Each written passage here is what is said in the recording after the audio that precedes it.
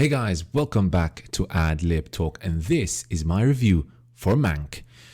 So, Mank is one of Netflix's most recent releases, and I found it quite an intriguing movie.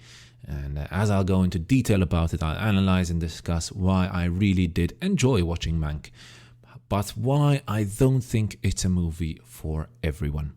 But before we start with this review, don't forget to leave a like on this video if you enjoy it, and please do consider subscribing. It would be of great help and support to my channel. Finally, don't forget to follow my social media and all that jazz to be updated and to know what's going on this channel. My Facebook, Twitter, and all that stuff. Thanks, and let's get right into that review.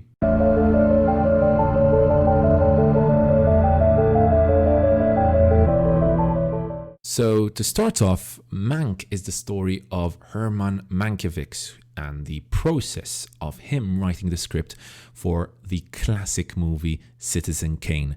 It is directed by David Fincher and based on a screenplay by his late father.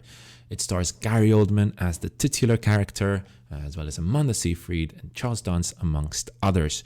Story starts off with Orson Welles being given total creative freedom for the production of his next project with RKO. He decides on Herman Mankiewicz as the writer for the movie, and so the bedridden Mank starts his work dictating the script to his secretary Rita Alexander. Slowly it becomes clear that the main character is based on William Randolph Hearst. Fincher makes use of a lot of flashbacks to introduce us to a variety of characters, many of whom influence Mank's screenplay for Citizen Kane. And these include characters like Hearst himself, like Louis B. Mayer, like Marion Davies, like Irvin Thalberg, and even his own brother, Joseph. All these characters are given some attention and some certain importance into the plot, and then eventually we see how they influence his screenplay for Citizen Kane. Now, Mank is two things. On one side of the coin, it is a character study of the extremely witty and clever screenwriter who suffers from alcoholism. On the other side, it uses that same character to give us a scathing analysis of 1930s Hollywood. Mankiewicz is a seriously flawed character. He's always the smartest guy in the room, he even says it at one point, yet he is highly unsympathetic in my opinion. I definitely failed to empathize with him throughout the whole movie. This is not to say I did not enjoy Gary Oldman's performance. I thought Oldman gave us a decent, quite a good performance as the sort of drunken man interpretation that he loves to do.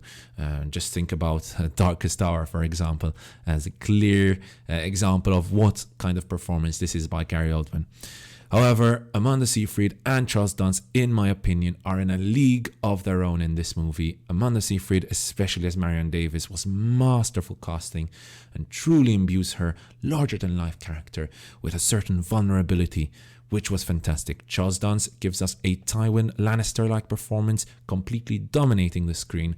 The man is truly a titan. So does the movie work as a character study? Yes, but I certainly did not enjoy that side of the movie as much as I enjoyed the other side, which was the analysis of conservative Hollywood in the 1930s, through the eyes of the very progressive Mank.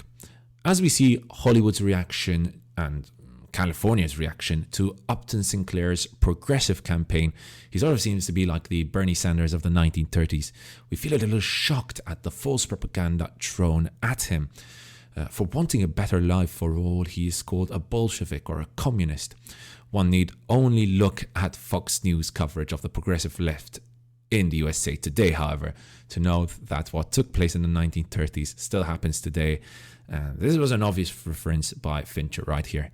As someone who had little to no knowledge about Hollywood politics, I still was not surprised that personalities like Mayer and Hearst were incredibly conservative. However, it was quite funny to see how conservative California was back then, considering what it is today, of course. Fincher flows through the plot with a number of flashbacks, one too many in my opinion, But here I am rather conflicted about this. Let me explain. So, on the one hand, the many flashbacks do tend to interrupt the plotline, right? With Mank and the process of him writing the script for Citizen Kane.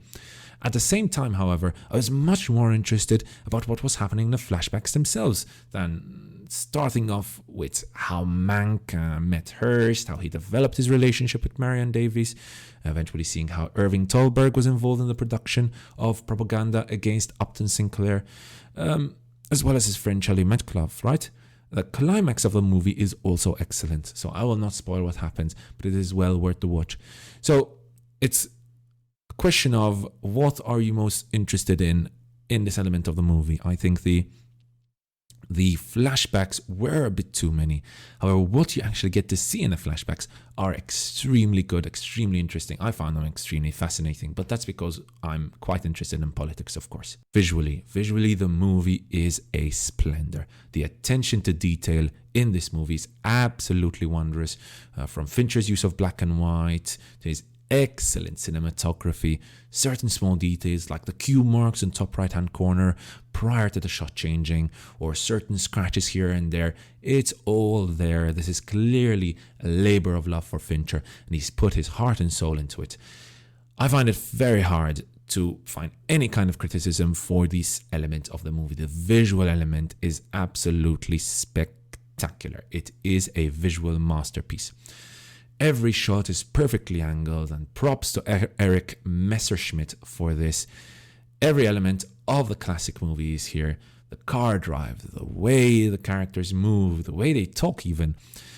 He has completely immersed himself in this sort of period of movies, and the movie is so much the better for it. I feel like this, together with the excellent music, are the movie's two strongest elements. Composers Trent Reznor and Atticus Ross use period authentic instruments only in the movie's fantastic soundtrack. Really enjoyed it. It is so period authentic that Fincher even decided on using a mono sound as the mixing. So this is brilliant. The music really is good. And what about those costumes? Marion's outfits are especially magnificent. With so much attention to detail, one can forget that what usually makes a movie work is the sort of emotional connection you have with a character. In this case, this movie is more of a Dunkirk in the sense that I do not think we are truly expected to empathize with the movie's titular character.